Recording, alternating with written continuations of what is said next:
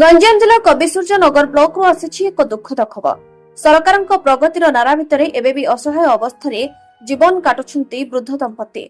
ऋषिपुर panchayat NR बगड़ grammar एक परित्यक्त भंगा सरकारी स्कूल घर साजिछि एमानंक शेष आश्रय।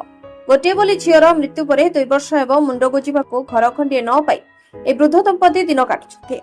ए दृश्य होछि कविसूर्य नगर ब्लॉक एनआर बगड़ ग्रामर। गत 2 वर्ष है यह भंगातोदरा स्कूल घर भितर असहाय भाव जीवन बिताउछंती 70 वर्षीय वृद्ध सहदेव नाहक और स्त्री कांप नाहक। एकमात्र सहारा झीर मृत्यु पर एमाने बेसहारा होई निज गाँ को फेरिथिले हेले निजस्व घर नथिबारु बाध्य होई एही परित्यक्त विद्यालय को निजर आश्रयस्थली करिसेंती।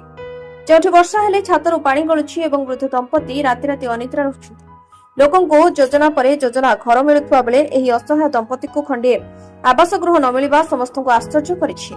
एने वीडियो को जोगाजोग करने को चेष्टा करथिले मध्य ताहा संभव होई पारे नहीं। देखिबाको बाकी रहिला प्रशासन केबे एही बेसहारा दंपति को सहारा देउछि। गंजाम रंजित जनांक रिपोर्ट श्री न्यूज।